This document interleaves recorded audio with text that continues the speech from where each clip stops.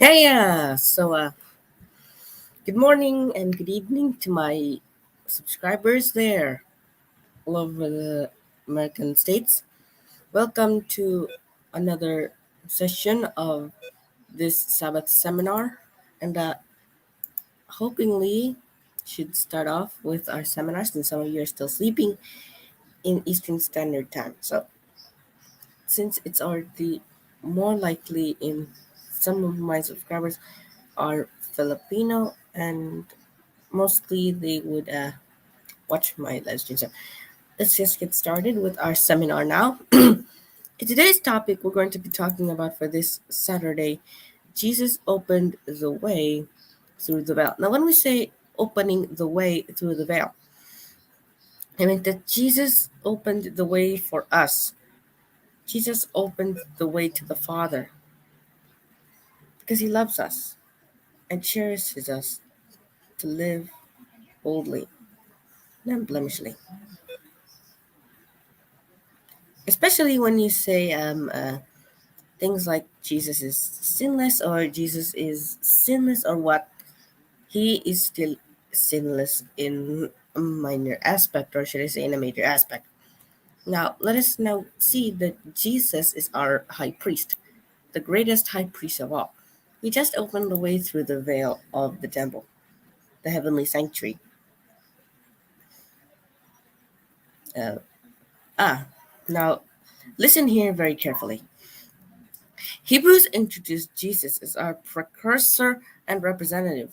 We can come to God through him. The sanctuary and its services and feasts were a representation of him. We can better understand the work that Jesus has been doing before the Father in the heavenly sanctuary. He ascended by studying the symbols in the sanctuary. So you can see the tabernacle of Moses that has the Holy of Holies, the holy place, the outer courtroom, yeah, and the courtyard of the tabernacle. Points to the aspect of the same as the heavenly sanctuary, am I right? Jesus opened the way for us through the veil, and that veil is in the heavenly sanctuary. And here is Jesus. Now, how to come before God? What could prevent us from coming before the Lord? You may ask. The answer is fear before his presence, an impenetrable veil. Removing the impediments is the new and living way and coming into his presence. Now, how to come before God? For Christ has not entered the holy places made with hands, which are the copies of the true, but into heaven itself, now to appear in the presence of God for us. So take note, my friends, that Christ entered the sanctuary for us. And when speaking of the heavenly sanctuary, I meant the temple in heaven. So the Israelites have to show up before God at the sanctuary 3 times a year. Get it? 3 times a year. Exodus 34, verse 22 to 23. Those feasts represented specific moments when Jesus would come before the Father as our representative, in our place. So we can see Exodus 34, verse 22 to 23.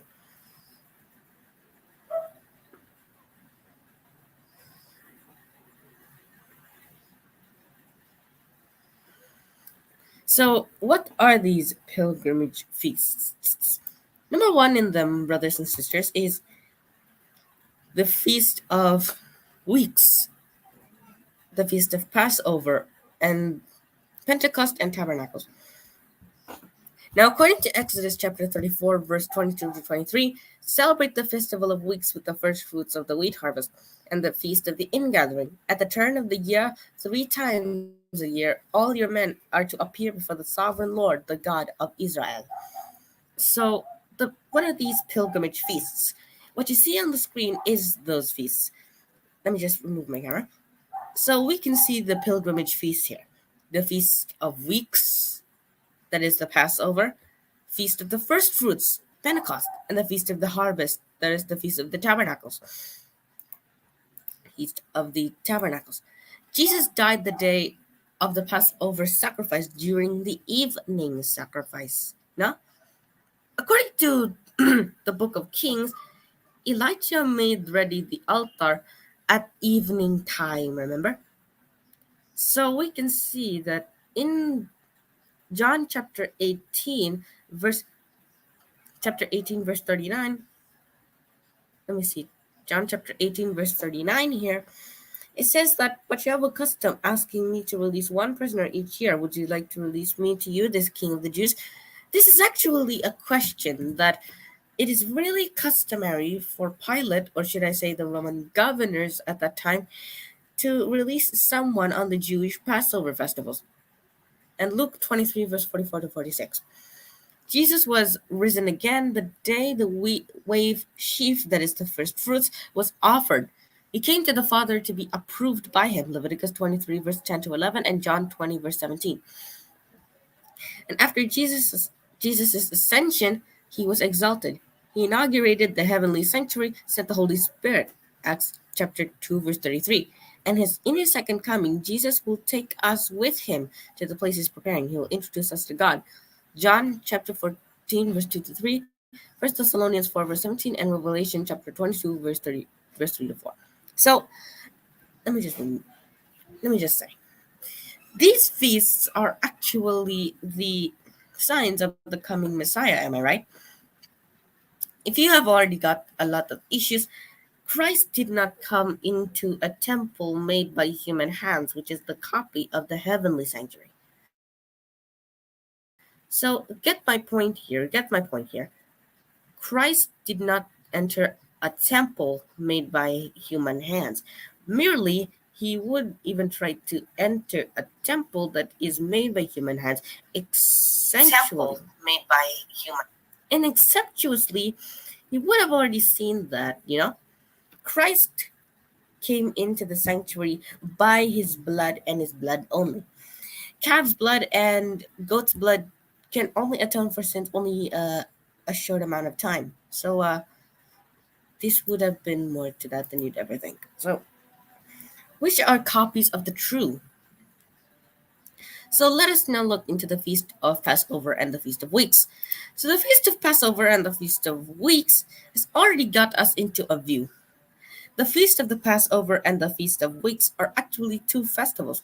The first fruits is part coincided with Pentecost, which means that the first fruits would be waved by the high priest and priests before God, no?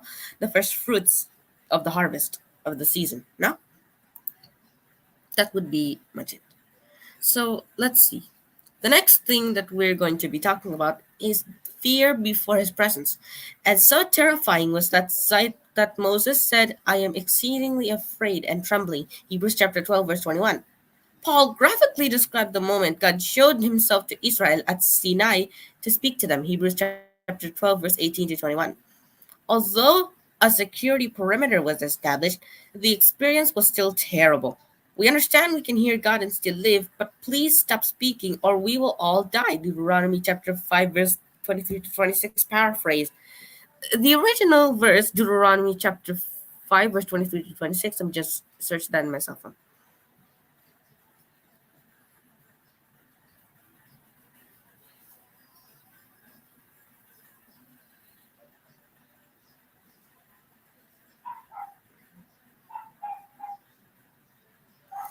Now, according to the original verse of of Deuteronomy chapter 5, verse 23 to 26, when you heard the voice out of the darkness, while the mountain was ablaze with fire, all the leaders of your tribes and your elders came to me, and you said, the Lord our God has shown us his glory and his majesty, and we have heard his voice from the fire. Today we have seen that a person can live even if God speaks with them. But now why should we die? This great fire will consume us, and we will die if we hear the voice of the Lord our God any longer. For what mortal has ever heard the voice of the living God speaking out of the fire as we have and survived? The experience was still terrible at Mount Sinai. It says, although the security perimeter has already established, please stop speaking or we will all die. Paraphrased from Deuteronomy chapter 5, verse 23 to 26. Their faith faltered, so they asked Moses to mediate between God and man. God and them, Deuteronomy chapter 5, verse 27. That was not God's original plan. God wanted his people to come close to him and share his holiness, mercy, and compassion. So when we say that their faith is faltered, my brothers and sisters, their faith has already shaken to pieces. God had already been God had already helped his people get out of Israel, of Egypt, the land of slavery, but their faith is still as shaking as ice, even when shaking like a person frozen until death. This reminds us that the fear before his presence is really unapproachable, brothers and sisters. But if we approach to God with all boldness and faithfulness, we can view in that standpoint that Christ will be with us as we approach before God. Now, the next thing is the impenetrable veil. And the Lord said to Moses, "Tell Aaron thy brother not to come at just any time into the holy place inside the veil, before the mercy seat which is on the ark, lest he die, for it will appear the cloud above the mercy seat." Leviticus 16, verse 2. There was a human security perimeter around the sanctuary, the Levites, so people wouldn't come too close to God and die. The priests were the connection between God and the people. We are priests today, and we are called to connect God with those who do not know him yet. A veil prevented the worshippers from entering the sanctuary. They could only enter during the day. A second veil could only be crossed by those who had a special covenant with God, the priests. A third veil had prevented everyone, except the high priest, from having direct contact with God. Jesus is the veil that allows God to live within us, without us being consumed. 1 Corinthians chapter 3, verse 16.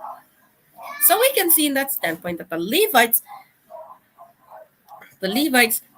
wouldn't come too close, except the Levites that descended from the tribe of Levi, where the priesthood came from.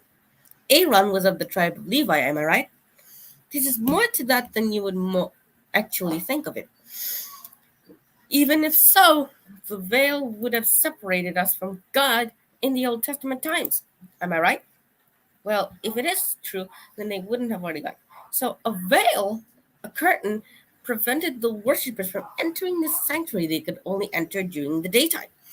And according here, a third veil prevented everyone except the high priest on the Day of Atonement, also known in Hebrew as Yom Kippur, from having direct contact with God.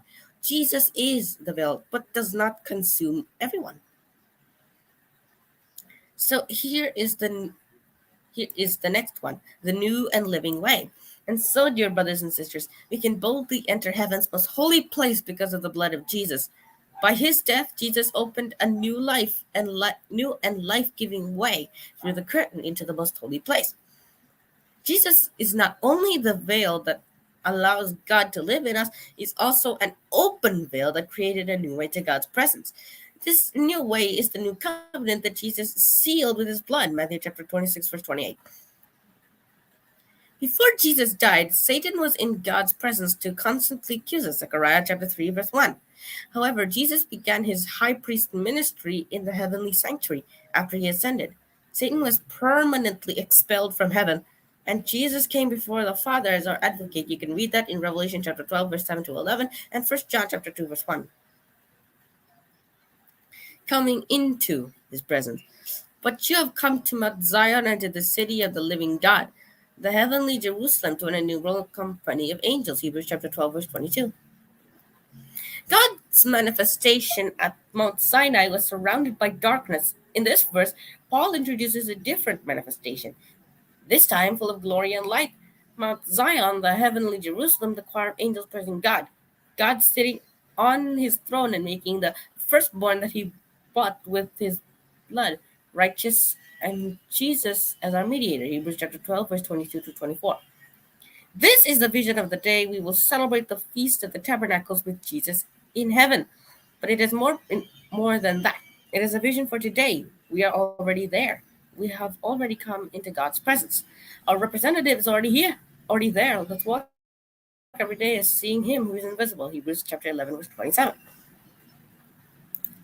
Before I can start on with my live Q&A, the intercession, let me just read to you a quote from Ellen G. White from her book, The Great Controversy, CP 28, page 49. Chapter 28, page 49.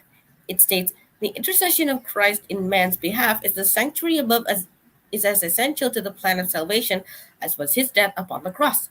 By his death he began that work which after his resurrection he ascended to complete in heaven.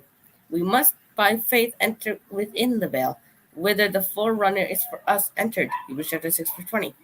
Jesus had opened the way to the Father's throne, and through his mediation, the sincere desire of all who come to him in faith may be presented before God. And so let me just summarize the key points. We cannot approach God because of our sin, right? That makes us really hostile to God because we are already sinners, right? And so that is why Christ did his mediatory work in the sanctuary so that we who are still living on this earth will not have to face the coming sufferings that are coming upon that earth. And so that concludes today's Sabbath seminar. So thank you for attending, everyone. And since some of you are in Eastern Standard Time, I think it's time I would start my live Q&A in just a few hours. So for those of you who are ready for the Q&A, I'm going to be posting that in my community tab in just a few hours. So be ready for that post. When you visit the community tab, you will see that there is a post that you can place your questions in the comment section. So please deposit your questions in the comments, or when I'm going live, please deposit your questions in the chat box when I'm live. I'll start my stream at precisely 6 p.m. in Philippine Standard Time.